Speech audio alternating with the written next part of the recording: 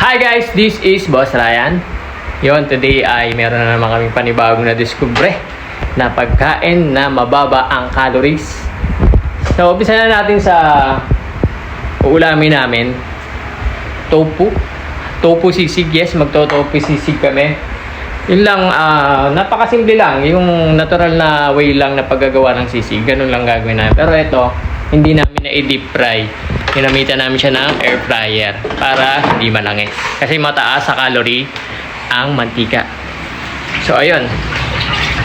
At ang amin namang rice ay ito. Yan. Shirataki dried rice. Yan. Yan ang kanin namin ngayon. Napakababa ng calories. So, ayun guys, nga pala, itong shirataki dried rice na to ay napakaganda sa nagda-diet. Kasi ito ay sugar-free na at high in fiber pa. At ang per serving nito per gram, 25 gram is 29 calories lang. Kaya napakababa. Ang maganda dito ay gawa siya sa konjac plant. Yun. Hindi siya talaga kanin, guys. Pero lasang-lasang kanin siya. Kaya hindi ka maninibago. Medyo maliliit lang yung butil niya pag kinakain mo siya.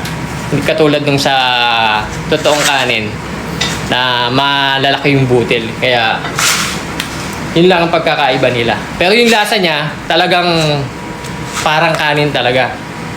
So, tatayin natin to. Ito ang gagamitin na kakainin namin mamaya ni Mrs.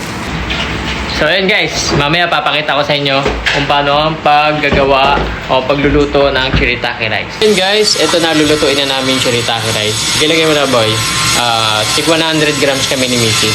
Napakadali lang niyang lutuin guys. Kung gaano kadami yung rice, ganun din kadami yung mainit na tubig na lalagay mo.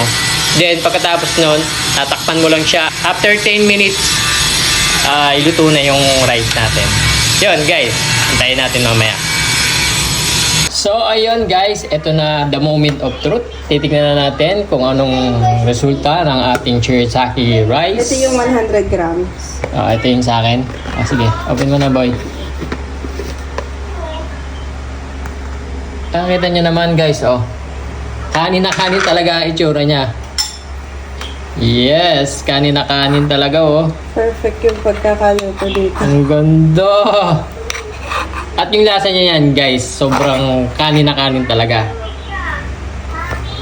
At ito naman ang aming tofu sisig. Yan, na-ready na siya. Ready na yan mga guys. So, kakain na tayo. Tara, let's go! So, ayan guys. Ito na yung meal ko for today. Meron akong 100 grams ng shirataki rice.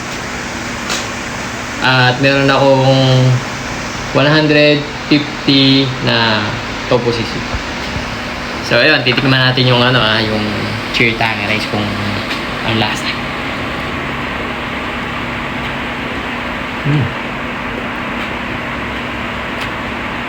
Ang sarap niya. Nasang kanin din talaga. Lasang-lasang kanin. Walang pinagkaiba. Medyo maliit lang yung butil niya. Medyo maliit lang yung butil kaysa sa normal na bigat na kanin. So yun guys. Kain tayo. Hanggang din na lang.